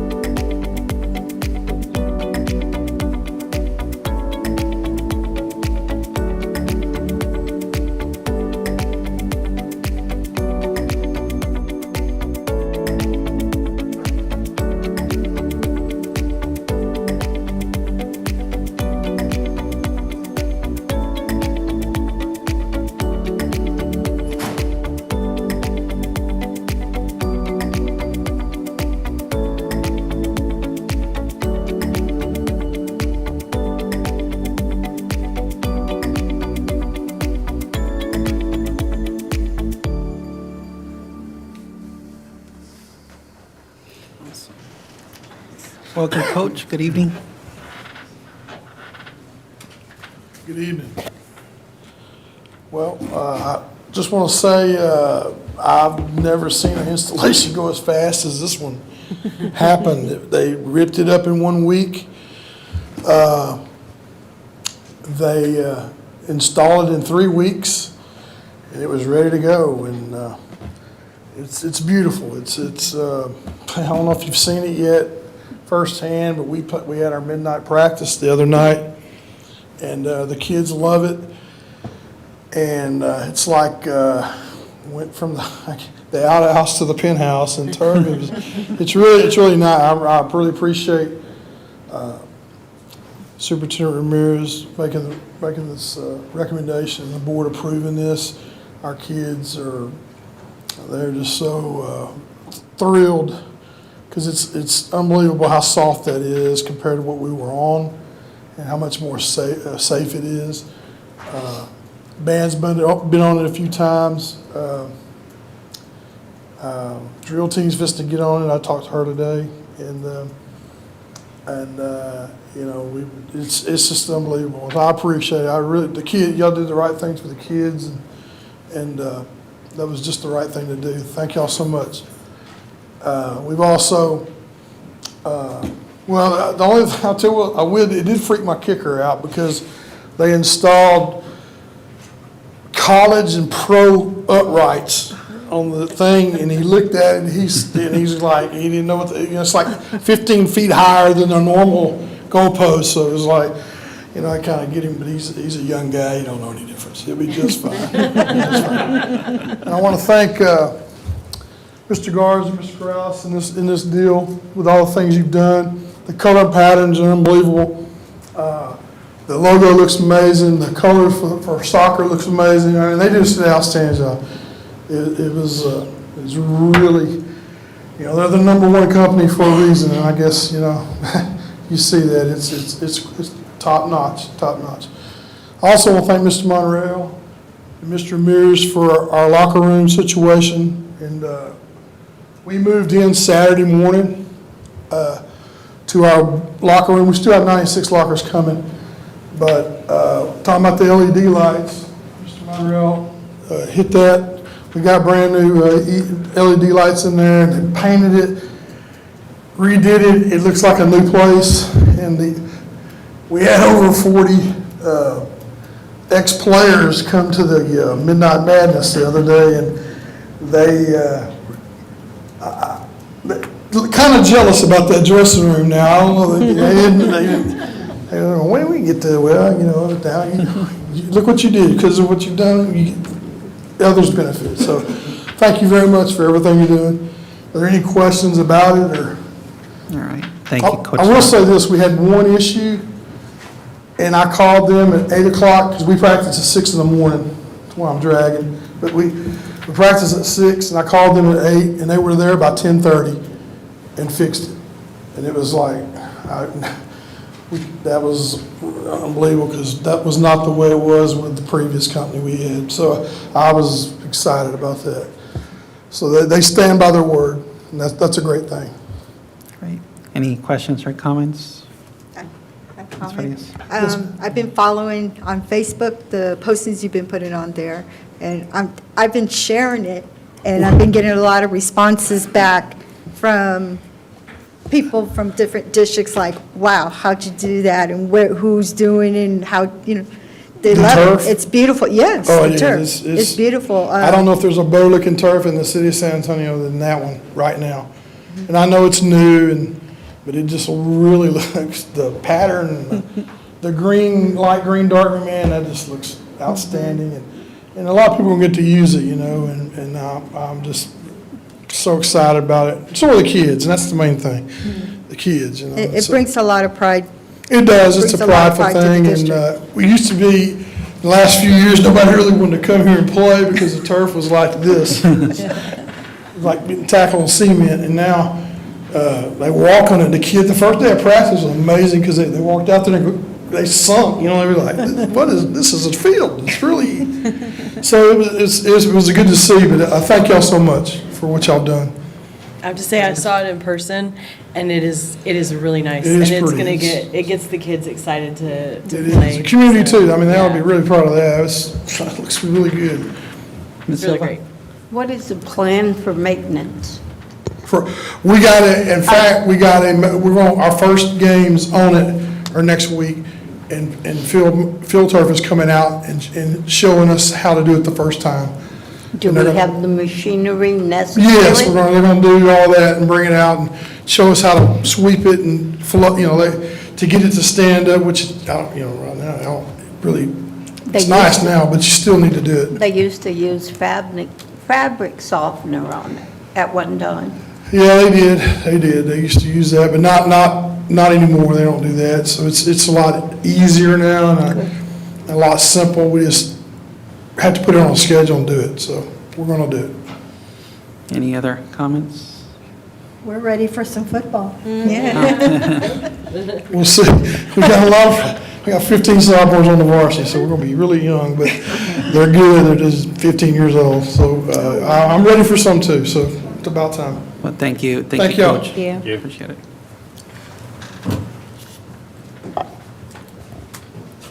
Okay, moving on to the 2024 preliminary accountability ratings for the district and campuses. Superintendent? Mr. Board President, while there is a temporary restraining order for the state not to release the 2024 district accountability ratings, the district calculated the preliminary ratings based on the data provided by TEA. While the new accountability measures have presented a new set of challenges, we are very proud of the work that our students and staff have done. With the presentation, we have our assistant superintendents, Dr. Spoor and Mr. Castillo. Good evening. Welcome, Dr. Spohr, Mr. Castillo. Good evening, Mr. Hernandez, School Board, Mr. Ramirez, staff, and community. As Mr. Ramirez mentioned, our accountability is held up yet again in the courts. However, the difference this year is they gave us some data sets. Last year, all we had were our test scores. Now we have scores plus data sets that we can run through some of the programs that we have based on the accountability manual that was adopted by TEA. So based on that, we ran through and we show our district coming up with a score of an 81. And this will be the first year that we can say this. Again, last year we didn't have the data sets that we could do this. The way it's come up with the district, we call it the district roll-up, because each campus counts a % of the district based on the number of students that they have STAR tested. So the high school counts about 40%. That's 9th through 12th graders. The middle schools count each of them just under 15%, and that's 6th through 8th. The elementaries, they're only going to count 3rd through 5th, so those count a little bit less. And as we roll up, again, they take the best of achievement or progress. So that's 70% of domain 1 or 2. Our score for that was an 82. The 30% is domain 3. Those are the federal measures, and those are our subpopulations, and that counts 30%. So you can see that our district scores we say will be an 81. And as you can see, what we have here is the breakdown for the secondary campuses. For the middle schools, Lozoya Middle School came out with a preliminary rating of a B. It's a total score of an 80. The Domain 2, the relative performance, in their comparison group, they got an 82. For Matthew Middle School, we also have a B with a total score of an 82. And the relative performance there was an 85. The Closing the Gaps was a 76, and the Closing the Gaps score for Lozoya was a 75. The high school, we have a preliminary rating of a C, a 79. We missed it by 1 point. But they did have, again, an improvement in the relative performance as from prior year of an 81, and the Domain 3 Closing the Gaps of a 74. So those are the ratings for the secondary campuses. Preliminary ratings. Same with the elementary score for Domain 2. We're taking the relative performance, which is, again, has to do with our performance groups. And you can see how our schools did, then our Closing the Gaps, our total scores, and then our ratings. So we have Bs with Gallardo falling with a C. Again, these are preliminary scores, and I will tell you the last time we can say these are scores in 2022 was a totally different system. Completely different system, completely different test. So it was a whole lot harder to get this than it was back in '22. So we're really proud of the work that we've done. Again, this is a lot of academic growth that we're showing here that sometimes is hard to distill down to one letter. But this is what we believe the preliminary will be. Should it clear the courts, the first date they said was August 26th. We may know something, but it could be held up much longer. So you won't see any of this official until it clears the courts. But we did want to share with you the latest information that we had. Any questions we can answer? Any questions? I'd like to wait till whoever asks, unless nobody has them. Any other questions? I don't have a question, but I have a comment. Sure. And remind me, because I may be a little forgetful. I know we couldn't sign on to any type of lawsuit now because it's kind of late, but I do know several districts from around the state that have done resolutions regarding the scores. Have we looked into possibly doing that to kind of join forces with them? But I have, being that I just came through leadership, several districts that we have, that we're still in communication with, have signed on resolutions about the accountability rating. Is that something we can look at, or would the board be interested in? I've heard the same thing from my leadership group, too. There's I quite know a few it's- districts that are signing up. Since we can't sign on to the lawsuit because it's too late, as a solidarity to what's going on and what they're doing, is that something we could look at or be a possibility? I can. Yes, we can I've draft got some of the resolutions from, and I'm sure Brenda has too, from our classes that they've shared, so I can, No, share definitely. what they have. I'd appreciate that, and we can bring the resolution at the next board meeting for the board to consider. And it might, if it comes out on the 26th, I know that might be kind of a moot point, but it might be something we can, if it extends, that might be something. Yes. Ms. Salazar? There's no other questions or comments? Nope. Okay. So, I was a little bit taken aback of the information that you're giving us on scores. Because I know that the district that I work in is very data-driven. So I've seen our data, right? And a lot of it's impressive, but a lot of it's a concern. So one of my questions is the fifth grade math. I haven't heard anybody really celebrate the fifth grade math. We're number one in the region, Region 20. So what school was that? Do we know? It's all of the 4 campuses together. So Okay. the average was better than our comparison group and was better than IDEA when we did the comparison. At Convocation, the 5th grade teachers were recognized Okay. because of that. So it stood out. In the other comparisons, we were in second place. for the most part with Somerset, but we outperformed IDEA in every single grade level with the exception of, I think it was 7th grade math. So in math, the district is doing very well. The 5th grade teachers were the very best in our comparison group with the districts that we compared it with. We are very proud of them, and we will do a visit to their classrooms and celebrate them because it was a lot of work, Absolutely. and they're very deserving of it. But in saying that, I'd like to know whatever they're doing. I think that we need to listen to what they're doing because obviously it's success at the top, right? And everybody's talking about it. So the other thing is that I know that a lot of the scores, yes, we are right up under. But on our reading, that was a huge concern because we took a big hit on our reading. So in the reading in comparison to the other school districts, we were in 4th, 5th place. In some cases, I think at the middle school, we were in 6th place. But if we do the cohort comparison, there was improvement from 3rd to 4th grade, from 4th to 5th, from 5th to 6th, from 6th to 7th, from 7th to 8th, and from English 1 to English 2. So there was improvement all across with the same cohort of students. The ones who were 3rd grade, who became 4th graders, the 4th graders from last year that were 5th graders, and so forth. There was an improvement, but that improvement wasn't to the point where it bumped us up in comparison to the other school districts. But I think we're heading in the right direction. We just need to increase that improvement. There's improvement, and we've shown that in doing those comparisons. But there's a need for us to increase those improvements similar to what math is doing. And I think we're in the right, we're heading in the right direction. In the summer, we had a group of teachers who came in and led by our reading coordinator, where that was presented to our principals on what's going to be covered. Everyone was in agreement. One of the biggest issues that had a negative impact, and it had a negative impact on all school districts, was the writing. That is one of the reasons why the lawsuit is taking place, because they did AI grading on the writing. About 50% of the state got zeros. In our school district, 46% of all of our students got a 0. So that is part of the lawsuit. So what we found is that any student who is off topic automatically gets a 0, where in the past it was partial credit even if they were off topic.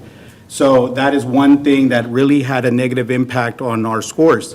The writing accounts for about 20% of the overall score for reading and for English 1 and English 2.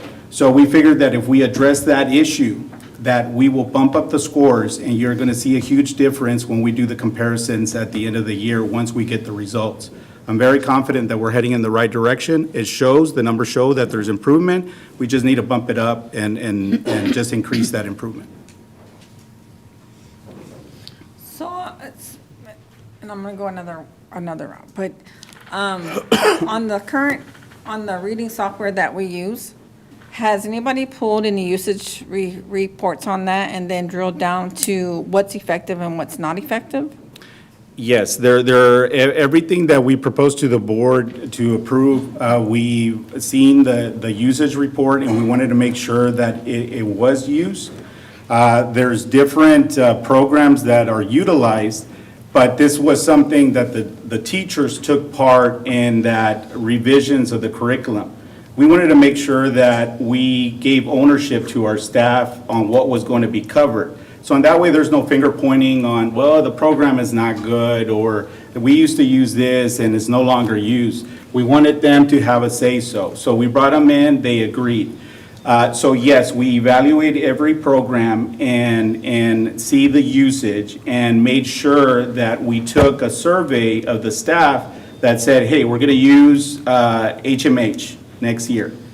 Everybody in agreement, what was the usage, and we got that and said, okay, we're going to move forward with that component. So yes, it was done for everything that's being used for reading, and we made sure that the staff had a opportunity to vote on it, and they voted on it, and that's what we're going to use for this upcoming school year. Was that this summer? This summer, yes.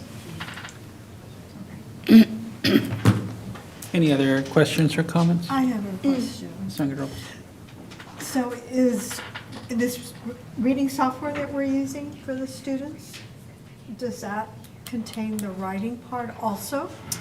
Yes, a part of the adoption of HMH, we have something called Writable. That's an AI grader. So staff would spend 6-7 hours reading the compositions, the extended constructed responses, the short constructed responses. So what we calibrated and checked what Writable gave to what the state gave, and we did about 70 samples, and that Writable gave the same rating as the state did. So now we're going to use that program to do the grading of our extended constructed response. It's an AI system similar to what the state is using. And then we have Empowering Writers, that is the program that's being used to make sure that we get all of our components for the writing. And then as the staff, the principals, the teachers got together and they agreed on a strategy. It's called RACER. And in that RACER is what's going to be used in responding to the prompt. So they restate the question because that's something that's in the rubric for the writing. They have to answer the question, so that's part of what the state is looking for. You have to cite evidence because that's part of the rubric. Then you give explanation to what the answer was, and then in the conclusion, you restate the question again, the prompt again, or the question. So that's RACER. We feel that if that is followed, and it's from 3rd grade all the way to high school, that is followed, we're going to be very successful in the writing. So is this the first year they've used AI to grade the writing prompt? Yes, with the exception of some teachers that were using the program on their own. But this time is the first time that all staff will be using it. And how did we do last year on the writing part? We had 46% of our students got a 0. This So was that. This is if we new. know that we had that many that had a 0, This year, we found out, and that's part of the lawsuit, that they're claiming that AI did not do a good job in grading those writing. And then it was a $10?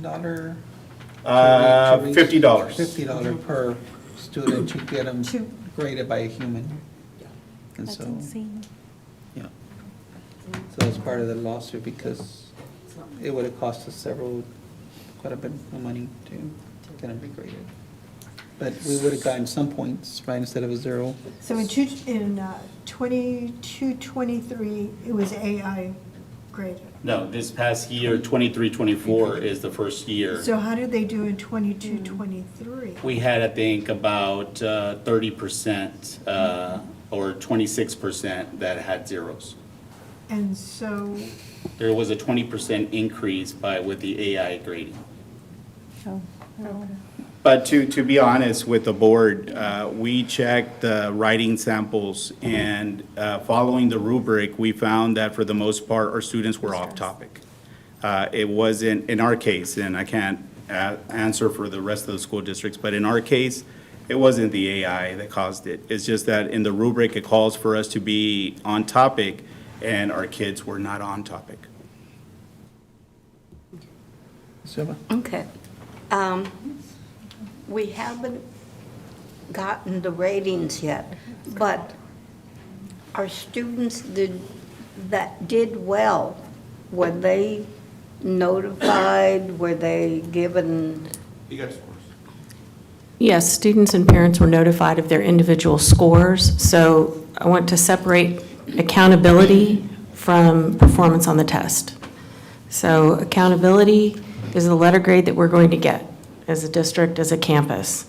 Scores are what we use to inform student learning, and those are scores that are given to parents and to students in the summer through the portal.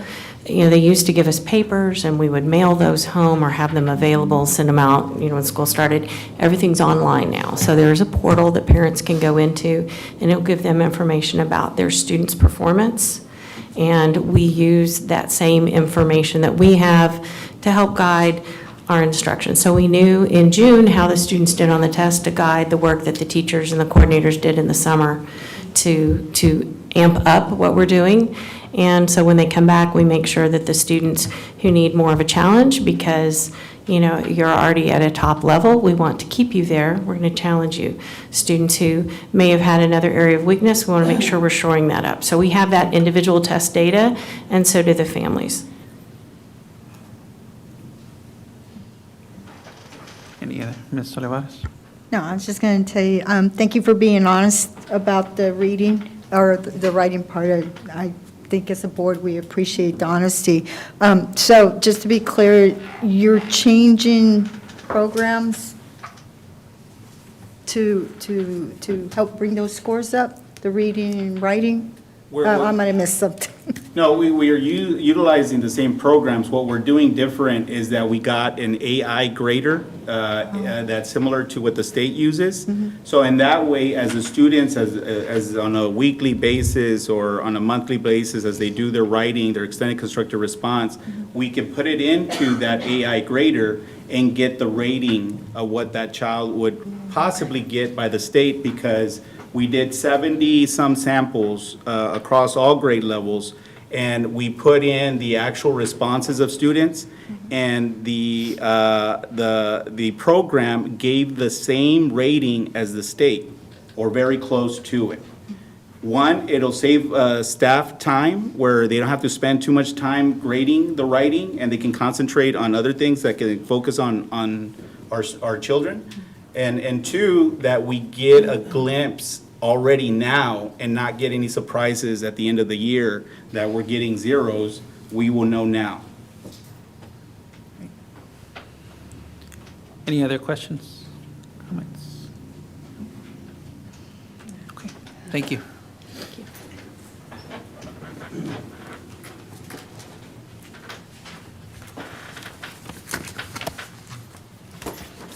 Okay, moving on to new business. Item number 1, discuss and consider approval of an agreement with Mission Restaurant Supply for the purchase of convection steamers at various district campuses for $178,536. Superintendent? Mr. Board President, the proposal is to have new steamers at the elementary campuses, Lozoya and ACES Cafeteria. And with the presentation, we have Ms. Ramirez and Mr. Garza. Welcome again, Mr. Garza. Ms. Ramirez? Thank you. So the purchasing department advertised a request for proposals, and we received 11 responses, and the evaluation team, consisting of 3 members, individually scored, resulting in Mission Restaurant Supply as the highest ranked proposal, and is recommended for award in the amount of $178,536. And this is to have the convection steamers replaced at Freedom Elementary, Heritage Elementary, Gallardo Elementary, Pierce Elementary, Lozoya Middle School, and ACES Kitchen. The Matthew Middle School and the high school, those units were already replaced. So these units, the new units will have, we're 13 years old and scheduled for replacement. So upon approval of this award, an issuance of a purchase order, the delivery and install will be 10 days. And I have Mrs. Ramirez here to present. Good evening, welcome. Good evening.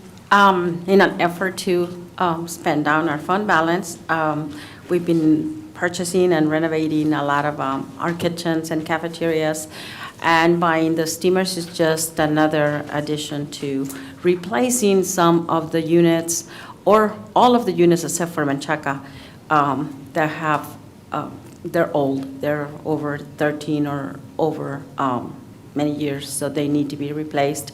And this is a good opportunity since we have the funds right now. Great, thank you. Any questions for Ms. Ramirez? Okay, this time do I have a motion for approval of item number 1? I'll make a motion to approve the agreement with Mission Restaurant Supply for convection steamers at various district campuses for $178,536. Lisa L. Salazar makes the motion. Ms. Silva seconds. Ms. Farias? Yes. Ms. Olivares? Yes. Ms. Morales Garcia? Yes. Ms. Salazar? Yes. Ms. Silva? Yes. Ms. Rangel Robles? Yes. 9 yes, unanimous yes. Motion carries. Thank you, Ms. Ramirez. Moving on to item number 2, discuss and consider approval of the final 2023-2024 fiscal year budget amendment. Superintendent? Mr. Board President, we have Mr. Corrales with the final budget amendments to close out the 23-24 school year. Welcome again, Mr. Corrales. Good evening again. As I mentioned earlier, there's a lot of legal requirements, and this is starting with the 6 items. This budget amendment is to, if you notice, budget amendment number 3, that's what we're actually looking at adopting tonight. 1 and 2 have already been approved. Number 1, there is no change to the revenue estimate, so that revenue stays at the $69 million. And if you look at the net effect to the expenditures, that little dash means that we've only moved money between functions. So what we're trying to do is make sure function 11 closes the year with enough money, function 12 closes the year. So make sure we don't get written up in the audit. We're just moving money around to make sure, so it's like a final push to get everything in the correct spot in order to close out the year and have enough money in each function. Okay. Any questions for Mr. Corrales? Thank you, sir. At this time, do I have a motion for approval of item number 2? I'll make a motion to approve the final 23-24 budget amendment. Okay, Ms. Lisa El Salazar makes the motion. Ms. Farias seconds. Ms. Farias? Yes. Ms. Olivares? Yes. Morales Garcia? Yes. Ms. Salazar? Yes. Ms. Silva? Yes. Ms. Aguirre Robles? Yes. And Justice Hernandez, yes. Motion carries. Thank you, sir. Moving on to item 3, discuss and consider action to adopt the Southside ISD Legal Budget for the 2024-2025 school year. Superintendent?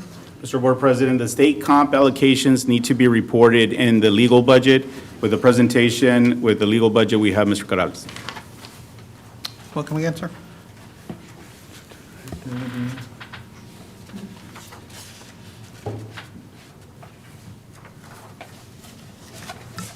Not sure if we have anything. I think we've attached for the board discussion and consider, that's actually Defeasance Resolution. I think that I visited with Ms. Powers. We have the budget uploaded, if you can see the budget there. We have the general fund budget, the food service budget, and debt service budget. Is there? There you go. Say what? Is it the same presentation from the beginning, the hearing, the No. 5:30? No. There's not one? Okay. I think she might not have given anything. Does the board have access to this, though? Are they seeing this as the? Yeah, we have it in our board book. Okay. So the legal budget that you see inside your board book has the general fund budget, revenues at 71 million, expenditures at 71 million. The food service budget, 8.6 million, revenue 8.6 million, expenditure. Debt service 6.6 million and 6.6 million. As mentioned before, at this point in time, most of this is just legal requirements. We've had the 4 budget workshops. Everything is we have a balanced budget in general fund, a balanced budget in food service, and a balanced budget in debt service. The general fund, as I keep mentioning, will be difficult, but that is our attempt to actually make sure that we either generate that amount of revenue or make sure we don't exceed the expenditures that we do generate from revenues next year. Also mentioning that all legal requirements from everything from the posting to newspaper to the appendixes for the tax rate calculation have been included in everything. Any questions for Mr. Corrales in regards to item number 3?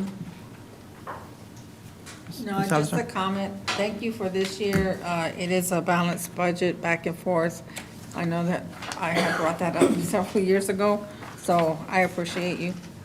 Thank you, and there may be times this will be tight, so just for future references, if we do run into some large expenditures this year, as we mentioned before, the reality of it is, we don't have control over the state, what decisions they made. If they turn loose of money, even that will be difficult because, as I've mentioned, if you're adopting a deficit budget right now, once the state does include an increase, that money is just going to go to the deficit that you actually already had. So when everybody starts hearing the news that the state gave us money, state gave us money, state gave us money, that's just going to make you whole all over again. And we're very similar to that, even though we don't have a deficit budget. we've removed many of the extra things in our budget right now. So any extra money that we do receive, first of all, be to replenish the large items that we don't have in there. More money for maintenance, more money for the things that we're neglecting right now to get through. So just a heads up on that. Thank you, Mr. Carrasco. So with that said, just, for Mr. Ramirez, I know we're trying to be balanced and good stewards of the funds, but I want to make sure that we're getting everything we need and everything you need to run this company that you run, right? And if there's a need, please bring it, right? Don't try and hold it back just because we want to stay on a balanced budget. If it's the right thing to do for the students, please bring it. Yeah. Yes, sir. Okay, any other questions or comments? No? Okay, at this time, do I have a motion for approval of item number 3? I'll make a motion to adopt the district's legal budget for, That's right. yeah, the legal budget for the 24-25 school year as presented. Okay, Ms. Lisa L. Salazar makes the motion. Do I have a second? I'll second. Ms. Brenda Olivares seconds. Ms. Farias? Yes. Ms. Olivares? Yes. Ms. Morales Garcia? Yes. Ms. Salazar? Yes. Ms. Silva? Yes. Ms. Sangre Robles? Yes. I just hear yes, motion carries. Moving on to item 4, discuss and consider approval of the Certified Bexar County appraisal roll for the district superintendent. Mr. Board President, the Bexar County Appraisal District submitted the certified property values. With the certified values of the appraisal district, we have Mr. Corrales with a presentation. Once again, I'm not sure I have a presentation for this, but the board should have the certified values included in the packet. It's a little difficult to display this because it's many pages and they come from, they come in a portrait instead of a landscape. So to squash them inside a presentation, it squeezes them down, which makes them very, very difficult to read. So we left them in the, we provided the certified values that came. Once again, this is really just a legal requirement that we are required to do. Making sure that we use those values in our tax rate calculation, and we did. Great, thank you, Mr. Corrales. Any questions for Mr. Corrales? No questions. At this time, do I have a motion for approval of item number 4? I'll make a motion to approve the certified appraisal roll for the tax year 2024 for the Southside Independent School District. Okay, Ms. Brenda Olivares makes the motion. Do I have a second? I'll second. Ms. Salazar seconds. Ms. Farias? Yes. Ms. Olivares? Yes. Ms. Morales Garcia? Yes. Ms. Salazar? Yes. Ms. Silva? Yes. Ms. Sangre Robles? Yes. I just noticed yes, motion carries. Moving on to item 5, Ms. Salazar. Moving on to item 5, discuss and consider approval of the defeasance resolution as presented. Superintendent? Mr. Board President, Administration is proposing a defeasance resolution to lower the debt of the school district. With the presentation, we have Mr. Corrales.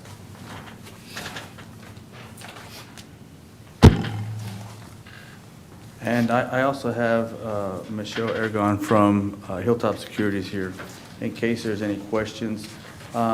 We had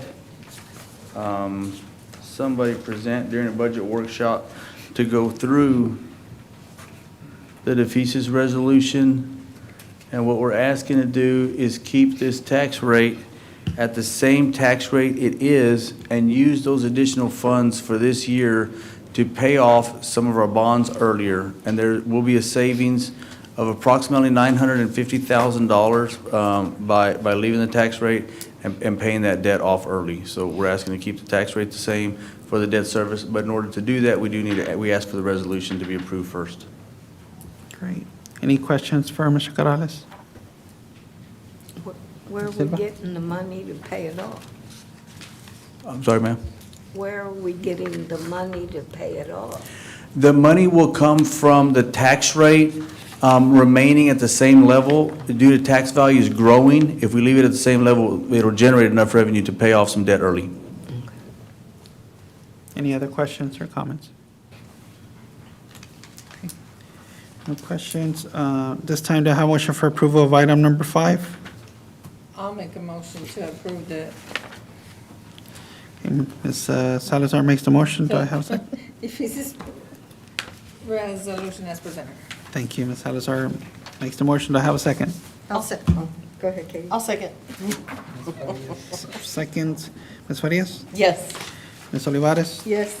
Ms. Morales Garcia? Yes. Ms. Salazar? Yes. Ms. Silva? Yes. Ms. Sangre Robles? Yes. I just noticed, yes, motion carries. Almost done, Mr. Corrales. Moving on to item number 6, discuss and consider approval of the execution of an agreement with Blue Cross Blue Shield Insurance Company for the purchase of group medical insurance. Superintendent? So with the Oh, did I? It's not on the No.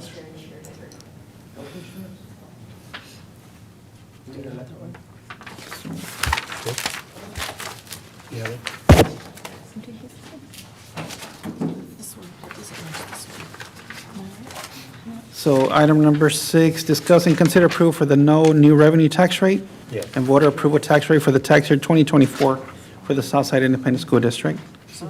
Superintendent? Yes. Mr. Board President, to present the no new revenue tax rate and voter approval tax rate, we have Mr. Corrales. What we provided for the board, y'all just scared me. What we provided for the board is the no new revenue tax rate. What the law requires us to do is, it requires us to look at what tax rate would generate the same amount of revenue if the taxes grew in value. What would we need to reduce our tax rate to, or where would it move to? So the law requires me and you all to be aware of the fact of a no new revenue tax rate, meaning exactly that. What if values grew and the tax rate, what would it need to be for no more revenue, no additional revenue from a prior year to generate the same amount of revenue for the school district? Now, we do have to go through this process. For a school district, just a side note for us is, it is a little silly in that we have a state offset. So our money is different from the city and the county and some of the other areas in that we receive additional funding from the state. So as our values change up and down, there's an offset by the state. So it's not a true calculation of what would actually happen for us. But the no new revenue tax rate calculated at $1.16 versus the voter approved tax rate is $1.09. Any questions? Sorry about that. Thank you, Mr. Corrales. Any questions for Mr. Corrales on the tax rate? Okay, no questions. At this time, do I have a motion for approval of item number 6? I'll make a motion to approve the revenue tax rate and voter approval tax rate for the tax year 2024. Okay, Ms. Brenda Olivares makes a motion. Do I have a second? I'll second. Ms. Salazar seconds. Ms. Farias? Yes. Ms. Olivares? Yes. Ms. Morales Garcia? Yes. Ms. Salazar? Yes. Ms. Silva? Ms. Sangre Robles? Yes. And I just noticed yes, motion carries. Moving on to item number 7. Discuss and consider approval of the resolution to adopt the new tax rate for the district for the 2024 tax year. Superintendent? Mr. Board President, for the resolution to approve this year's tax rate, we have Mr. Corrales. This actually is the resolution / ordinance that will actually allow us to set our tax rate. That resolution and ordinance has been included. As I mentioned before, the tax rate, it will be approximately 1 penny less due to the compression caused by the bill from 2019. So the values grew. The maximum compressed rate went down by a penny. We maintain our golden pennies and our copper pennies that were approved in a rollback election at some point years ago.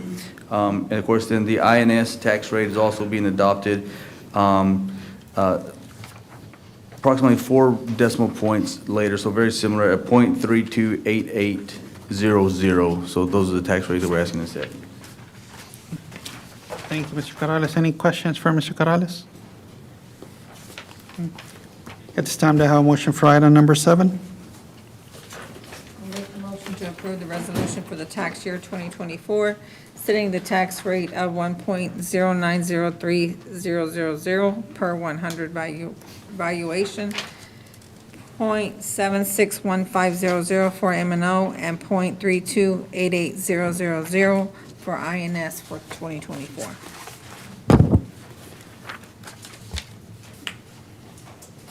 Can you restate it, the last part?